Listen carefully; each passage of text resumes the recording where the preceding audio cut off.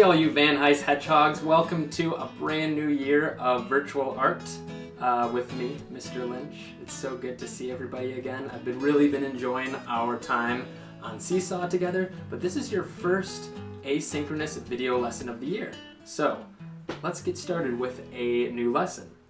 The first lesson we're going to take on this year is actually a two-part lesson. So this is video number 1 of 2. This lesson is going to involve some lines, it's going to involve some circles, you're going to need some drawing tools, preferably some markers, colored pencils, or crayons. Any of those things will work. Definitely you're going to want a pencil and some type of black Sharpie or marker will do just fine. Because what we're going to be creating is a really nice, hot and cool colored tree. And this is a project I did a couple of years ago with some Van Hise hedgehogs that turned out really nice. And this project is awesome up on a wall. It's really nice in a sketchbook. Wherever you make it, it's a really special project, and it involves some simple kind of line and circle making techniques, and there's a couple of tricks to doing it. It almost even creates an optical illusion at times. So without further ado, let's get started with part 1. Okay, welcome everybody to our first lesson. For this project, you're going to need a pencil, either Sharpie or black marker.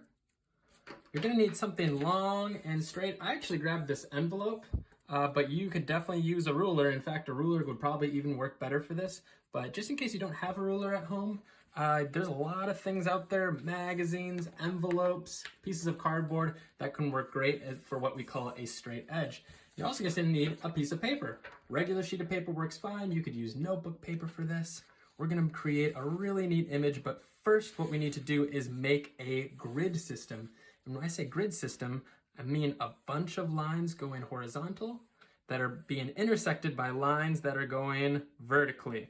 So I'm going to take my envelope just like this, my straight edge, and I want to very carefully make a line with my pencil about 1 inch down. And if you are wondering how much an inch is, I like to use this part of my finger. It's not exactly an inch, but that's about the distance we're looking for. So I want to make sure we're about 1 inch down on that side. We're about 1 inch down on this side, and I'm going to carefully draw a line, not a very dark line. These are what I call whisper lines. Just like that. Can you see it? There it is.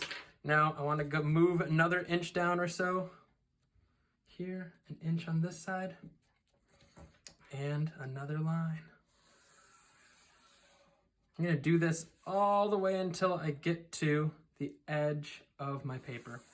Okay, I have all of my horizontal lines. Now I'm going to flip my paper over and I'm going to do the same thing going the other way. So same exact deal. I want to move my straight edge ruler or piece of cardboard down just like this and keep on drawing those lines. Make sure that they are whisper lines because we need to erase some of them soon. Okay, so it looks kind of like we have a big checkerboard right now. Now we're going to, the next step, we're going to actually draw a big circle, not right in the middle, but a little bit near one side of the paper. And I talked about this with some of you. If you have something like a plate or a dish, that can definitely work as a tracing tool. There's a lot of things that are circular that you could use to trace. But if you, awesome. So our next step, this top circle part is actually going to be the top part of a tree. These are going to be all the leaves up there. We're not worried about color just yet, but our tree definitely needs a tree trunk. So I'm going to go way to the bottom of my paper, and I want my tree trunk to start right here. And I'm with a very swoopy line. Swoop up like this. And I'm going to start from the other side, about the same distance. Swoop up just like this. Okay, and now on the inside of this circular area, I am going to create a V tree. Now we've done this before, especially in 3rd grade, we created some V trees. And if you want to do kind of your own branch style, that is okay.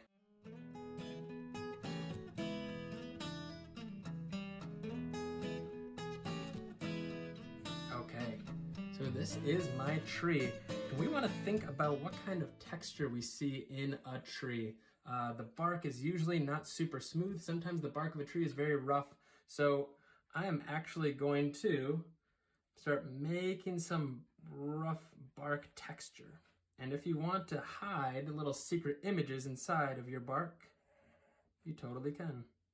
Okay, from here, you can take your Sharpie or your black marker, and if you're using Sharpie, make sure that you're putting some kind of paper underneath so it's not bleeding through. But I'm gonna start going over my tree trunk and my branches with this Sharpie.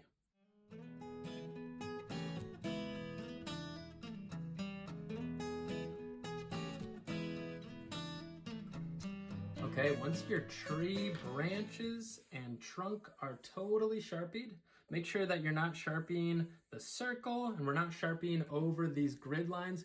We are actually going to be doing something with these next week. So don't forget to write your name on the back with a pencil, just so you don't get it confused for someone else's. That is part one of this totally awesome tree drawing lesson. We're gonna add lots of color next time, so just you wait. We will see you next week, Van Heist, and I will actually see you live for your synchronous lesson later this week. Join back in for part number 2 next Wednesday. Thanks for coming.